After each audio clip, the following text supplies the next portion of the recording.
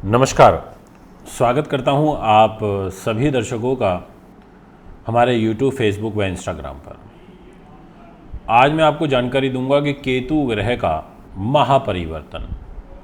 Good bye कर रहे हैं केतु। अब केतु निकल रहे हैं तुला राशि से और कन्या में अब जा रहे हैं।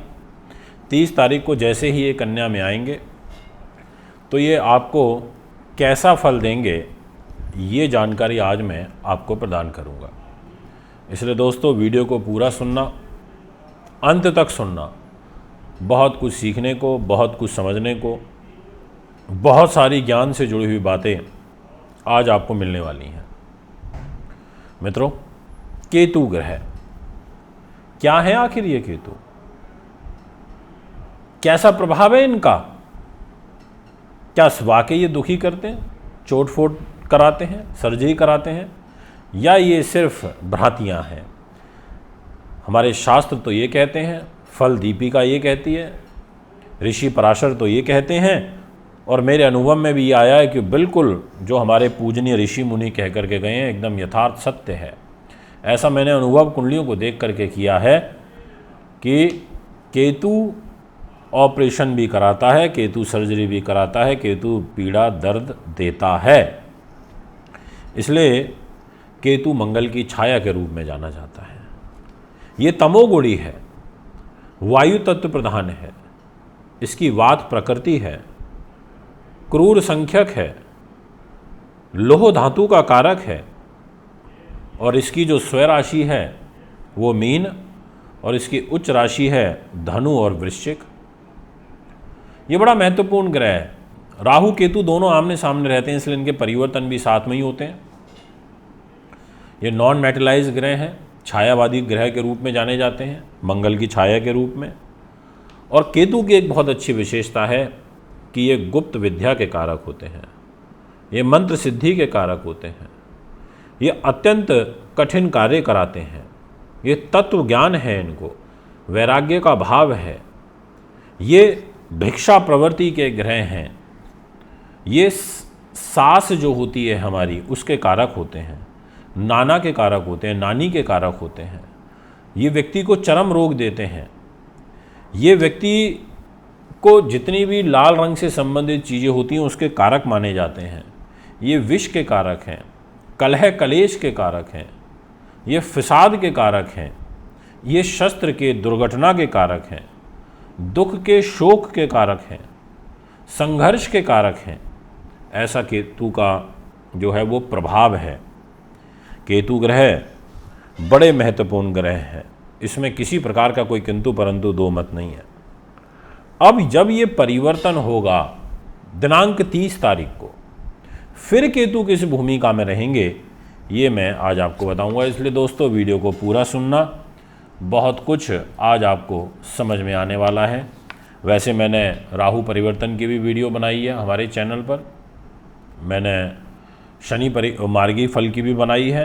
ये सारी वीडियोस हमारे 2 YouTube channel, astro Manvinder Rawat और एक एस्ट्रो टीवी इंडिया, इन दोनों पर अवेलेबल, किसी एक पर आप हो सकती है देख लीजिएगा, या मे भी दोनों पर भी अवेलेबल होगी, आने वाले समय में लाभ उठा सकते हैं। तो आइए शुरुआत करते हैं और मैं आपको बताता हूँ कि केतु आखिर कहाँ आएंगे। केतु का गोचर होगा कन्या राशि के अंदर, और कन्या राशि होती है बुध की। ये तुला राशि को छोड़ के, यानी कि बैक गियर, राहु केतु हमेशा वक्र चाल में चलते हैं, उल्टे चलते हैं। तो इनका कन्या में जैसे ही ट्रांजिट होगा तो ये मेष राशि से छठे हो जाएंगे, और मेष राशि के स्वामी मंगल होते हैं, और ये केतु तो मंगल की ही छाया है। तो छठे भाव पर जो युति होगी, इस युति के परिणाम स्वरूप आप परिश्रमी हो जाएंगे, आप काफ़ी बुद्धिमान हो जाएंगे, आपका व्यक्तित्व प्रभावशाली हो जाएगा, आपकी सोच जो है उसमें निश्चित तौर पर बदलाव देखने को मिलेंगे, शत्रुओं पर आप विजय हासिल करेंगे, ऐसा योग बनेगा। व्यवसाय में आपको विशेष रूप से लाभ प्राप्त होंगे। इसके अलावा आपको वायु जनित रोग वो यहाँ पर लगेंगे, इसलिए जिनसे बाय बनती हो वो चीज़ें बिल्कुल मत खाना आप, और विवाद आपके इर्द गिर्द बना रहेगा। इस प्रकार की जो ग्रह स्थिति है वो भी यहाँ पर बनेगी, ऐसा आपकी पत्री कहती है। इसलिए मैंने आपसे कहा कि दोस्तों आपको यहाँ थोड़ा सा ध्यान रखना पड़ेगा, केयरफुली रह करके काम करना पड़ेगा। बहुत बड़ा संकट तो नहीं है, पर फिर भी ध्यान तो, सावधानी तो रखनी पड़ेगी, क्योंकि केतु छठे भाव में होता है तो रोग का, चोट का, बाधा का, कष्ट का ऐसा योग बनाता है। और फिर छठे भाव में रह कर के जो इनकी दृष्टि जाएगी वो दृष्टि रहेगी आपके कर्म भाव के ऊपर, और कर्म तो हमारा सबसे महत्व जन्म पत्रिका में ज़्यादा रखता है। और एक दृष्टि इनकी खर्च के घर पे रहेगी और एक दृष्टि इनकी रहेगी पैसे के घर पर। तो जो कर्म के घर पर दृष्टि जा रही है वो थोड़ा सा यहाँ पर ऐसे समझ लीजिए जैसे इन लॉज़ की तरफ से कष्ट होता है, और साथ में कैरियर में एक तनावकारी स्थिति का निर्माण होता है। जो इनकी दृष्टि खर्च के घर में जा रही है उसमें अनायास और जो व्यर्थ के खर्चे होते हैं वो ज़्यादा बढ़ जाते हैं, या ये कहें कि आपके स्थान परिवर्तन का योग बनता है। जन्म स्थान से कहीं अतिरिक्त दूर स्थान पर या विदेश में आपको केतु लेकर के जा सकते हैं, आपकी वहाँ नौकरी लग सकती है। और एक इनकी अंतिम जो नवम दृष्टि पड़ रही है वो है आपके धन के घर पर, सेकंड हाउस पर वो मित्र के घर पर पड़ रही है, मित्र राशि पर पड़ रही है। तो ऐसी स्थिति में केतु का सेकंड हाउस को देखना, ये एक योग जन्म पत्रिका में अच्छा बन जाता है। और ये सेकंड हाउस परिवार का भी होता है, तो परिवार को भी देखेंगे तो परिवार के साथ में ये कष्ट बना देते हैं। अब यहाँ पर ये सम राशि को देख रहे हैं, इसलिए सम का व्यवहार अब परिवार के साथ में हो जाएगा। ना बहुत ज़्यादा अच्छा रहेगा, ना बहुत बुरा रहेगा, पर हाँ ये ज़रूर कह सकता हूँ कि आर्थिक सुख समृद्धि का जो योग है वो कुंडली में अच्छा बना हुआ है। और अभी जो शनि महाराज हैं वो भी आपके लिए बहुत पॉजिटिव स्थिति में हैं, कुंभ राशि में हैं, तो शनि का जो फल है वो भी आपको इस समय प्राप्त हो रहा है। तो केतु के परिवर्तन के साथ में जो विशेष चिंताएं हैं, अगर मैं उसको पॉइंट वाइज क्लियर करूं, तो पहला आपके लिए थोड़ा स्वास्थ्य का ध्यान रखना है। आपको विवाद परेशानियों से, जो कंट्रोवर्सी होती हैं, इससे थोड़ा सा दूरी बना करके रखनी है, ये आपके इर्द गिर्द रहेगी। और तीसरा, आपको शत्रुओं पर विजय प्राप्त होगी।